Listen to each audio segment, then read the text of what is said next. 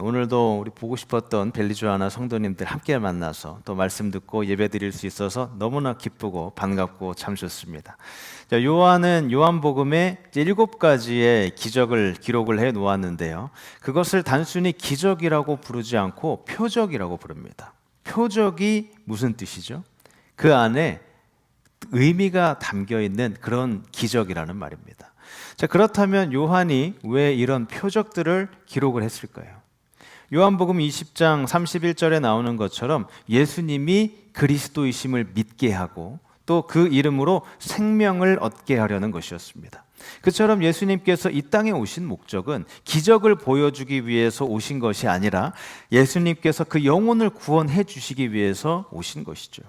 그래서 우리도 기적 자체를 사모하는 것이 아니라 기적을 행하시는 예수님께로 나아가야 하는 것입니다. 저도 이 기적이 있다는 것은 믿는데요, 이 기적 자체를 믿지는 않습니다. 우리가 믿어야 하는 것은 기적이 아니라 기적을 행하시는 예수님인 것이죠. 자, 첫 번째 기적은 물이 포도주로 변한 사건이었습니다. 예수님께서는 이 포도주가 떨어진 절망과 낙심의 자리에서 일하시는 그런 모습을 보여주셨죠. 그런데 오늘 본문에서는 또 다른 기적이 나오는데요, 바로 왕의 신하의 아들을 고쳐주신 사건이었습니다. 그런데 이 사람에게 한 가지 문제가 있었는데요, 이 문제는 그 믿음이 흔들리고 있었다는 점입니다. 오늘 본문은 이렇게 믿음이 흔들리는 또 의심하는 자리에서 일하시는 예수님의 모습을 보여줍니다. 여러분, 우리도 그렇죠.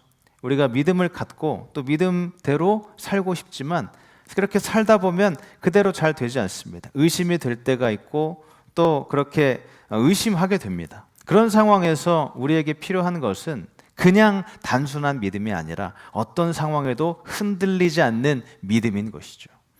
자, 오늘 본문에 등장하는 사람은 귀족이었고 또 권력이 있었고 부를 가진 사람이었습니다. 그런데 이렇게 모든 것을 다 가진 사람처럼 보임에도 불구하고 한 가지 해결하지 못하는 문제가 있었는데요, 바로 병이었습니다. 그의 아들이 병으로 죽어가고 있었던 것이죠. 그러다가 예수님에 대한 소식을 듣습니다. 가나에서 물을 포도주로 바꾸셨다는 그 기적을 베푸셨다는 소문을 듣습니다. 그래서 그는 아마도 그분이라면 내 아들의 병도 고쳐주시지 않을까라고 생각을 했을 것입니다. 그래서 그는 자신이 살고 있던 가버나움으로부터 출발을 해서 예수님께서 계신 가나로 갑니다. 그 가나에서 예수님을 만나 간절하게 부탁을 합니다. 주님, 제 아들을 고쳐주십시오. 그런데 주님께서는 놀랍게도 그 아들을 바로 고쳐주시지 않고 이렇게 말씀하십니다. 너희는 표적과 이 기사를 보지 않고서는 도저히 믿지 못하겠느냐. 그런데 지금 이 사람은 예수님과 그런 신학적인 그런 논쟁을 할 여유도 없고 시간도 없습니다. 그래서 다시 한번 간절하게 예수님께 부탁을 합니다. 주님, 제 아들이 죽기 전에 내려오셔서 아들을 고쳐주소서. 그때 예수님께서 말씀하십니다. 가라, 내 아들이 살아있다. 자, 이 사람의 문제가 무엇이었죠? 믿음이 있기는 하지만 믿음이 제대로 자라지 못해서 굳건한 믿음이 되지 못한 것이죠. 그래서 예수님께서는 이 사람이 굳건한 믿음을 갖도록 하시기 위해서 이 과정을 이끌어 가십니다. 자, 오늘 말씀을 통해서 이제 3가지를 함께 살펴보려고 하는데요. 굳건한 믿음을 가로막는 장애물이 무엇인지, 또 믿음이 어떻게 변화되어 가는지, 그리고 마지막으로 믿음의 목적이 무엇인지 함께 살펴보도록 하겠습니다. 자, 첫 번째는 믿음의 장애물입니다. 이 사람의 믿음이 자라는 것을 막는 장애물이 있었는데요, 그 장애물의 첫 번째는 바로 전해 들은 믿음이었습니다. 자신이 직접 예수님을 믿고 경험하게 된, 그래서 생긴 믿음이 아니라 다른 사람을 통해서 듣게 된 믿음이었던 것이죠. 47절을 보시면 예수께서 유대에서 갈릴리로 오셨다는 소식을 듣고 라고 한 것처럼 이 사람은 예수님에 대해서 단지 들었을 뿐입니다. 물론 듣는 것은 중요하죠. 믿음은 들음에서 나기 때문입니다. 그런데 문제는 거기에서 멈추는 것입니다. 듣고 그 이상으로 나아가지 않는 것이죠. 자, 이 사람이 가진 믿음은 바로 이처럼 간접적인 믿음이었습니다. 여러분, 간접적인 믿음은 내 굳건한 믿음이 될 수가 없습니다. 내 어머니가 가진 신앙이 내 굳건한 믿음이 될 수 없고요. 또 내 자녀가 가지고 있는 그 굳건한 믿음이 나의 굳건한 믿음이 될 수가 없습니다. 다른 사람의 믿음이 내 믿음이 될 수 없는 것이죠. 자, 마태복음 16장을 보시면 예수님께서 제자들에게 질문하십니다. 사람들이 나를 누구라 하느냐? 그때 제자들이 사람들이 예수님을 선지자라고 부릅니다. 메시아라고 부릅니다. 라고 그렇게 이야기를 하는데요. 그때 예수님께서 더 중요한 질문을 하십니다. 너희는 나를 누구라 하느냐? 여러분, 제가 여러분께 질문 드리고 싶은데요. 여러분은 예수님에 대해서 알고 계십니까? 아니면 예수님을 직접적으로 알고 계십니까? 여러분의 믿음은 직접 경험한 믿음이십니까? 아니면 남의 말을 통해서 믿게 된 믿음이십니까? 자, 이 사람의 믿음의 첫 번째 장애물은 바로 전해 들은 믿음이었고요. 두 번째 장애물은 기적을 요구하는 믿음이었습니다. 48절을 보시면 너희는 표적과 기사를 보지 않고서는 믿지 않겠느냐, 이렇게 왕의 신하를 예수님께서 책망하셨습니다. 예수님께서는 마태복음 12장 39절에 악하고 간음하는 세대가 표적을 구한다고 하셨는데요. 자, 보통 사람들은 기적을 먼저 보여주시면 제가 그 기적을 보고 믿겠습니다. 확실한 증거를 먼저 보여주십시오. 이렇게 말을 합니다. 그런데 여러분, 이 보는 것과 믿는 것은 같은 것이 아닙니다. 기적을 본다고 믿음이 생기는 것은 아니죠. 예수님께서 물이 포도주로 변화시키는 기적을 보여주셨습니다. 그 사건이 요한복음 2장에 나오는데요. 요한복음 2장 23절을 보시면 그렇게 기적을 보고 사람들이 예수님을 믿게 되었다고 합니다. 그런데 24절을 보시면 놀라운 말씀이 나오는데 예수님께서 그들에게 몸을 의탁하지 않으셨다고 합니다. 그들에게 몸을 의탁하지 않으셨다는 말은 정확하게 좀 번역을 하면은 예수님께서 그들을 믿지 않으셨다는 말입니다. 왜 예수님께서 그들을 안 믿으셨을까요? 그들의 믿음이 예수님이 아니라 기적에 머물러 있었기 때문입니다. 그들은 예수님이 아니라 기적을 사랑했던 것이죠. 또 나중에 살펴볼 본문이긴 하지만 예수님께서 5천 명을 먹이시는 그런 사건이 나옵니다. 그때 많은 사람들이 예수님을 따랐는데요. 그런데 예수님께서 구원에 대한 말씀을 시작하시자마자 모든 사람들이 다 떠나갑니다. 이 사람들의 믿음에는 무슨 문제가 있었을까요? 바로 전해 들은 믿음이라는 문제, 또 기적을 요구하는 믿음이라는 문제가 있었습니다. 자, 요한복음 13장 13절과 14절을 보시면 이렇게 기록이 되어 있습니다. 큰 이적을 행하되 심지어 사람들 앞에서 불이 하늘로부터 땅에 내려오게 하고 이적을 행함으로 땅에 거하는 자들을 미혹하며. 여러분, 이 말씀이 무슨 뜻이죠? 기적이 일어나긴 하는데 그 기적이 꼭 하나님으로부터만 오는 것이 아닐 수도 있다는 것입니다. 예를 들면 어떤 사람이 하나님, 제가 확실하게 저에게 기적을 보여주시면 제가 하나님을 확실하게 정말 굳건하게 믿겠습니다라고 기도를 했습니다. 하나님, 저에게 기적을 보여주십시오. 그런데 갑자기 하늘 문이 열리고 불이 떨어집니다. 온 하늘이 남쪽에서부터 북쪽까지 다 밝게, 밤인데도 밝게 빛이 납니다. 자, 그러면 이제 이 사람은 이렇게 이야기를 하겠죠. 와, 역시 하나님이십니다. 기적을 보여주신 하나님, 제가 하나님을 열심히 믿겠습니다. 그런데 이 사람이 살다가 죽어서 이제 하나님 앞에 서게 됩니다. 그때 하나님께서는 이 사람을 보시면서 너는 누구냐? 나는 너를 알지 못한다. 이렇게 말씀을 하십니다. 자, 그럴 때 이 사람이 주님께 항변하면서 주님, 만약 그렇다면 그때 저에게 보여주신 그 불의 기적은 무엇입니까? 그때 갑자기 마귀가 등장해서 그 일은 내가 한 것이다. 내가 그 불을 만들어서 너를 속인 것이다. 이렇게 말할 수 있다는 것이죠. 그래서 예수님께서는 너희는 표적과 기사를 보지 않고는 믿지 못하느냐, 이렇게 말씀하신 것입니다. 우리는 기적이 아니라 예수님을 믿는 사람이로까지 나아가야 하는 것이죠. 자, 그다음 그 굳건한 믿음의 장애물은 바로 자기중심적인 믿음입니다. 49절을 보시면 주여 내 아이가 죽기 전에 내려오소서라고 말을 하는데요. 그런데 이 사람이 여기서 가장 집중하는 것이 무엇이죠? 바로 자기 아들이었습니다.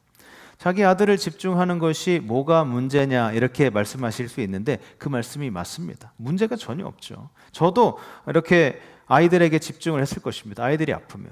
그렇게 자기 아들에게 집중하고 신경 쓰고 기도하는 것은 너무나 당연한 일입니다. 그런데 이 사람의 문제가 무엇이었죠? 관심이 그 아들에게만 머물러 있었다는 것입니다. 예수님을 인격적으로 바라봐야 하는데 그것이 아니라 자신의 문제에만 집중하고 있었던 것이죠. 자, 우리도 이런 문제가 있습니다. 우리 관심사가 내 건강, 내 자존심, 내 가정, 내 미래에만 머물러 있는 것입니다. 자, 이 모든 것들이 다 중요한 것인데요. 그런데 그것에만 머물러 있다면 그것은 강한 믿음이 아닙니다. 강한 믿음은 내 문제를 넘어서서 예수님과의 관계에 초점이 맞춰져야 하는 것이죠. 자, 굳건한 믿음의 또 다른 장애물은 바로 자기 방식대로 하려는 것입니다. 49절을 보시면 이 사람이 예수님께 내려오소서라고 이야기를 하는데요. 이 말은 부탁을 하는 것처럼 보이지만 사실은 부탁이 아닙니다. 예수님께 지시를 하는 것이죠. 주님, 이렇게 하셔야 합니다. 여러분, 이 사람처럼 우리도 하나님 뜻에 순종하기보다는 내가 원하는 방법을 하나님께 지시할 때가 많이 있습니다. 하나님, 이 상황에서는 이렇게 해주시고 또 저 상황에서는 이 방법대로 해주세요. 이 내가 원하는 시간에 반드시 이 일을 이루어주세요. 이렇게 말하는 것이죠. 자, 주님 말하십시오. 제가 듣겠습니다. 이것이 아니라 주님, 제가 말하겠습니다. 주님이 들으십시오. 라고 하는 것이죠. 그런데 여러분, 그것은 강한 믿음이 아닙니다. 강한 믿음은 하나님께 지시하는 것이 아니라 하나님께서 말씀하시는 것을 듣는 것입니다.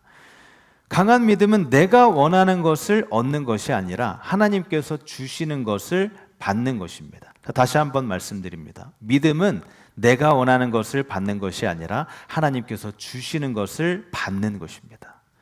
자, 이 사람은 귀족이었습니다. 그렇기 때문에 명령하는 것에 너무나 익숙한 사람이었죠. 그렇지만 예수님 앞에선 그 방식이 통하지 않습니다. 자, 이 사람의 믿음에는 이렇게 네 가지의 문제가 있었습니다. 전에 들은 믿음, 기적을 요구하는 믿음, 자기 중심적인 믿음, 자기 방식대로 하려는 믿음. 자, 이것은 전혀 믿음이 없는 것보다는 나은 것이지만 강한 믿음은 아닌 것이죠. 자, 그런데 이제 이 사람의 믿음에 놀라운 변화가 일어나기 시작합니다. 조금 전까지 이 사람은 간접적인 믿음, 기적을 요구하는 믿음, 자기중심적인 그 믿음에 머물러 있었는데 그런데 이 믿음이 달라지기 시작합니다. 여러분, 오늘 이 장면을 잘 보셔야 합니다. 여기에서 믿음이 어떻게 자라가는지, 강한 믿음이 어떻게 만들어지는지 잘 나타나기 때문이죠. 자, 49절을 한번 다시 보시기 바랍니다. 주여, 내 아이가 죽기 전에 내려오소서. 그런데 50절에 갑자기 상황이 바뀝니다. 예수님께서 말씀하시는데 가라, 내 아들이 살아있다. 그렇게 이야기를 하는데 이 사람이 어떻게 반응을 하죠? 그 사람이 그 말씀을 믿고 가더라 라고 기록이 되어 있습니다. 여러분, 이 부분이 정말 중요합니다. 여기서 그의 믿음이 달라지고 강해지기 시작한 것이죠. 어떻게 그의 이렇게 강한 믿음이 생기기 시작했죠? 바로 말씀을 들었기 때문입니다. 예수님께서 말씀하셨고 그 말씀을 이 사람이 들은 것이죠.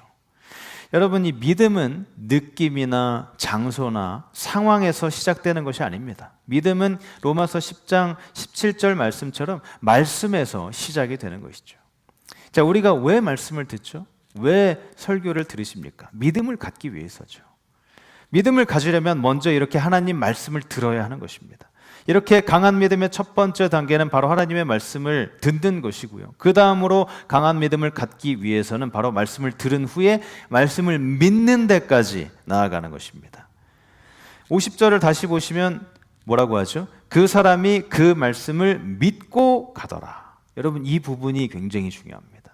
그 사람은 예수님께서 하신 말씀을 듣고 난 다음에 믿은 것이 아니고요. 이해하고 난 다음에 믿은 것도 아닙니다. 아직은 아무 일도 일어나지 않았습니다. 아들은 여전히 멀리 있고 또 상황은 아무것도 변하지 않았는데요. 그런데도 예수님께서 하신 말씀을 믿은 것입니다. 여러분, 바로 이것이 믿음입니다. 눈으로 보고 믿는 것이 아니고 상황이 바뀐 다음에 믿는 것도 아니고 하나님께서 말씀하셨기 때문에 믿는 것, 그것이 바로 강한 믿음인 것이죠. 자, 우리는 보통 확인되면 제가 믿겠습니다, 보고 나서 믿겠습니다 라고 이야기하는데 성경은 반대로 말합니다. 믿으면 보게 될 것이다. 자, 이 사람은 기적을 보고 난 다음에 믿은 것이 아니라 말씀을 그대로 믿었습니다. 그러니까 그의 믿음이 달라지기 시작했던 것이죠. 자, 그 다음으로 강한 믿음은 말씀에 순종하는 믿음입니다. 50절을 다시 보시면 그 사람이 말씀을 믿고 가더라. 자, 여러분, 여기서 중요한 것은 단순히 믿었다는 것이 아닙니다. 믿고 순종한 것이죠. 예수님께서 가라고 하셨을 때 그는 그대로 순종을 했습니다. 만약 그 사람이 예수님의 말씀을 믿지 않았다면 어떻게 했을까요? 그 자리에서 떠나지 않고 가라고 했는데도 그냥 그 자리에 머물러 있었을 것입니다. 예수님, 기적이 일어나서 제 아들이 고침을 받았다는 그 증거를 먼저 보여주세요 라고 이야기를 하든지, 아니면 예수님, 제가 정확하게 믿을 수가 없는데 저와 같이 가셔서 제 아들을 고쳐주세요 라고 말을 했을 것입니다. 그런데 이제 이 사람은 변화되었습니다. 말씀을 듣고 믿고 순종하게 되었던 것이죠. 여러분, 이 믿음은 이처럼 순종으로 드러나는 것입니다. 야고보서 2장 26절을 보시면 행함이 없는 믿음은 죽은 믿음이라고 합니다. 아무리 내가 믿는다고 하더라도 행함, 즉 순종이 없으면 그것은 강한 믿음이 아닌 것이죠. 여러분, 우리가 교회에 그냥 왔다 갔다 하는 것이 믿음이 아닙니다. 말씀을 듣고 믿고 순종하는 것, 그것이 참된 믿음이죠.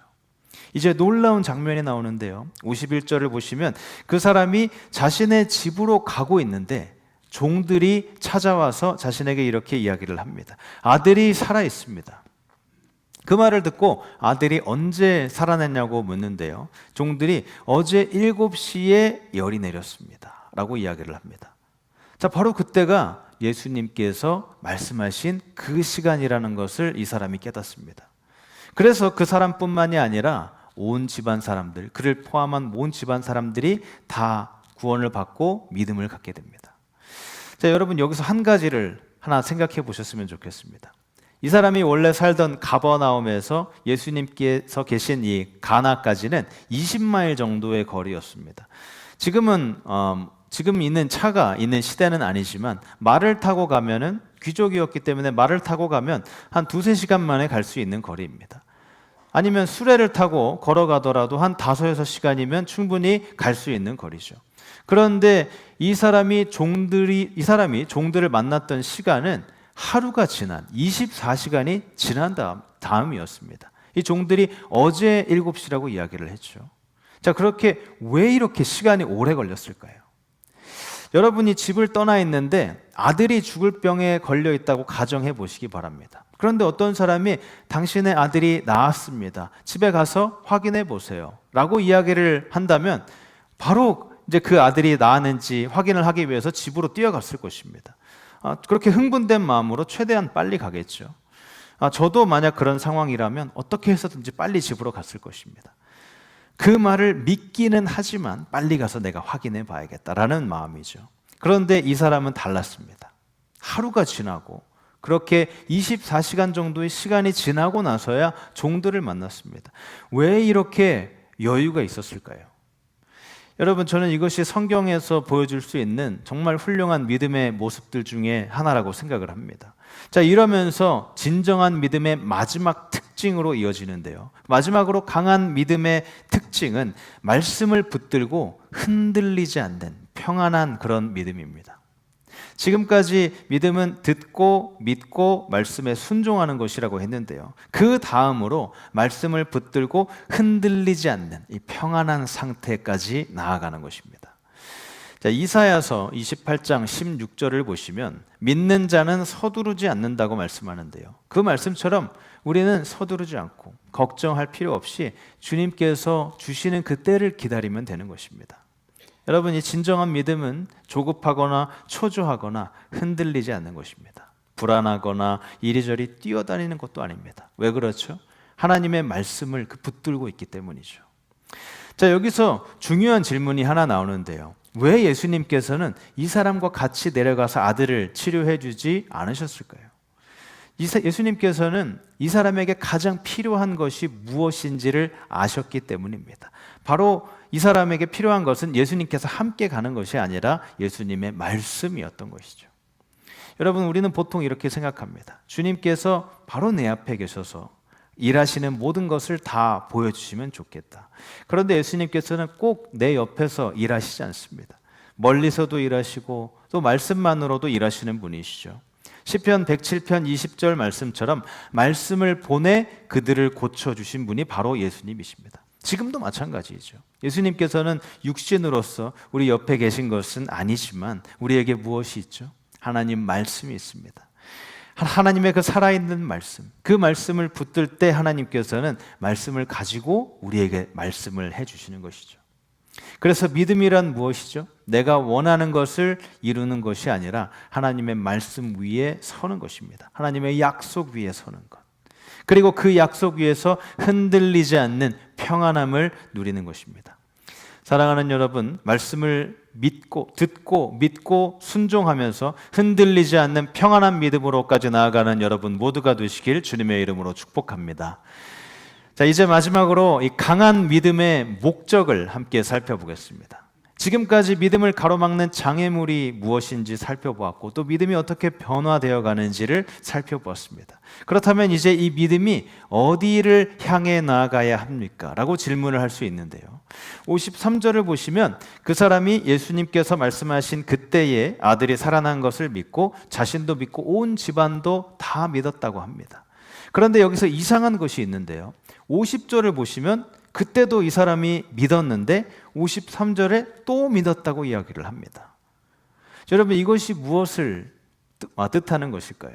53절에서는 이 사람의 믿음이 더 깊어진 것입니다. 처음에 가졌던 믿음은 자신의 아들의 병 고침을 위한 믿음이었습니다. 그런데 이제는 그 수준의 믿음이 아닙니다. 이제 그 사람은 문제 해결만을 위해서 예수님을 믿는 것이 아니라 예수님 자체를 믿게 된 것이죠.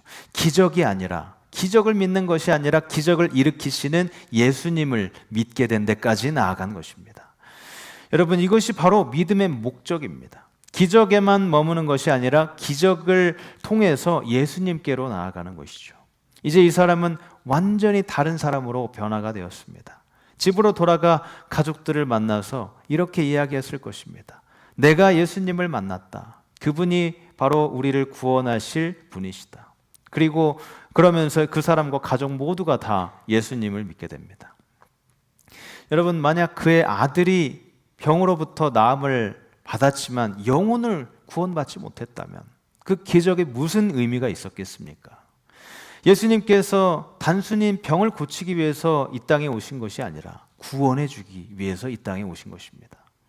사랑하는 여러분, 이 믿음의 목적은 문제 해결이 아닙니다. 예수님을 아는 것이죠. 예수님을 믿고 생명을 얻는 것입니다. 제가 대학교 다닐 때 저희 친구들과 함께 병원을 방문해서 그렇게 아프신 분들을 위해서 기도를 해드린 적이 있습니다. 각 병실을 돌아다니면서 이제 원하시는 분들에 한해서 저희가 함께 그분들을 찾아가서 이제 기도를 해드렸는데요. 한 6인실에 들어가서 이제 기도를 하고 있었는데 그 중에 한 분이 굉장히 이제 힘이 없게 이렇게 가볍게 손을 드셨습니다. 그래서 제가 그 모습을 보고 이제 그분에게 가까이 갔습니다. 그런데 그분은 이제 돌봐주시는 분도 없었고 또 병세가 굉장히 심각해 보여서 말도 잘 하지 못하셨습니다. 그래도 뭔가 말하고 싶으신 것 같아서 가까이 가시니까 좀 도와주세요라고 이야기를 하셨습니다. 그래서 간호사를 불러달라는 소리인가 라고 이렇게 다시 한번 여쭤봤더니 그게 아니라 저희들 보고 도와달라고 하는 그런 말씀이었습니다. 그분을 보니까 이제 혼자 지내신 지가 꽤 시간이 지난 듯 보였고 몸도 안 좋으셔서 이제 돌아갈 날이 얼마 남지 않은 듯 보였습니다. 저와 제 친구들이 이제 가까이 가서 그분이 하시는 말씀을 들었는데 이렇게 말씀을 하셨습니다. 저는 죽을 것 같은데 아직 하나님을 만날 준비가 되어 있지 않습니다. 저 좀 도와주세요. 그래서 저희가 그럼요, 당연히 도와드릴 수 있습니다 라고 하면서 예수님에 대해서 설명을 드렸습니다. 예수님을 믿으면 예수님께서 자매님을 구원해 주시고 또 영원한 생명을 주십니다. 그러면 비록 우리 육신은 죽지만 이제 천국에 가서 예수님과 영원한 생명을 살 수 있습니다. 이 사실을 믿으십니까? 라고 말씀을 드렸고 믿고 싶다고 이야기를 하셨습니다. 그래서 제가 예수님을 영접하는 그 기도를 함께 같이 드렸고 기도를 따라 하셨습니다. 다 따라하시고 그렇게 작은 목소리였지만 다 기도를 하셨는데 그런데도 얼굴이 그렇게 편해 보이지 않고 뭔가 걱정이 있는 듯한 얼굴이었습니다. 그러면서 이렇게 말씀을 하셨는데요. 그런데 이것만으로 다 괜찮은 건가요? 그때 제가 말했습니다. 그렇게 느끼시는 것이 당연합니다. 그냥 말하는 것만으로는 사실 충분하지 않습니다. 중요한 것은 자매님이 정말 간절하게 믿는 것입니다. 그래서 그분과 제 친구들과 다 같이 다시 기도를 했습니다. 같이 또 합심 기도도 하고 또 다시 마지막으로 제가 기도를 하고 제 기도를 하는 기도를 또 따라서 기도를 하셨습니다. 그런데 그냥 하는 것이 아니라 정말 이번에는 믿음으로 같이 하는 것 같은 그런 느낌을 받았습니다. 저와 함께하는 기도가 끝났는데도 또 이렇게 기도를 하셨습니다. 주님, 저는 이제 믿습니다. 방금 따라한 모든 기도를 믿습니다. 그렇게 기도를 하고 나니까 갑자기 이분의 얼굴이 달라 보였습니다. 비록 그 육신의 고통은 여전히 남아있는 듯 보였지만 하나님의 평안이 임했던 것이죠. 저는 천국에서 그분을 다시 만나게 될 것이라고 확신합니다. 여러분, 이것이 진짜 기적의 목적입니다. 기적 자체가 아니라 예수님을 믿게 하는 것이죠. 사랑하는 여러분, 기적에 머무는 것이 아니라 기적을 넘어 역사하시는 예수님을 믿고 그 예수님을 신뢰하는 여러분 모두가 되시기를 주님의 이름으로 축복합니다. 자, 이제 말씀을 마무리합니다. 오늘 우리는 한 사람을 보았습니다. 처음에는 소문으로만 믿는 사람이었습니다. 기적을 구하는 믿음을 가졌고 또 자기중심적이고 자기 방식대로 하려는 믿음을 가지고 있었습니다. 그런데 이 믿음이 어떻게 되죠? 어떻게 변화되죠?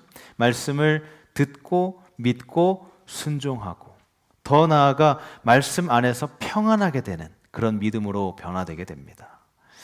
그리고 결국 어디까지 갔죠? 기적에만 머문 것이 아니라 예수님에게까지 나아가게 되었습니다. 여러분은 혹시 어떤 믿음을 갖고 있으십니까? 혹시 아직도 하나님 이것만 해주시면 제가 하나님 열심히 믿겠습니다. 이 자리에만 머물러 있지 않으십니까? 혹시 내 문제 해결만을 위해서 예수님을 믿고 계시지는 않으십니까? 여러분, 이 기적은 우리의 목적지가 아닙니다. 기적은 예수님께로 향하는 단순한 도구인 것이죠. 오늘 이 기적은 아들의 병에 나은 기적에서 끝나지 않았습니다. 예수님을 만났고 굳건한 믿음을 갖게 되었죠. 여러분, 이 병이 나아도 끝이 아닙니다. 내 문제가 해결되어도 그것이 전부가 아닙니다. 예수님을 만나지 못하면 다 해결된 것이 아닌 것이죠. 그런데 반대로 상황은 변함이 없고 내가 여전히 아프고 내 병은 변함이 없지만 예수님을 만나면 가장 중요한 것이 다 해결된 것입니다. 사랑하는 여러분, 오늘 기적을 구하는 자리에서 한 걸음 더 나아가 예수님을 인격적으로 만나는 자리까지 나아가시기를 바랍니다. 주님, 저는 더 이상 기적만을 구하는 사람이 아니라 주님을 믿는 사람이 되겠습니다. 제 상황이 아니라 주님의 말씀을 붙들고 주님을 신뢰하겠습니다 라고 고백하는 여러분 모두가 되시기를 주님의 이름으로 축복합니다.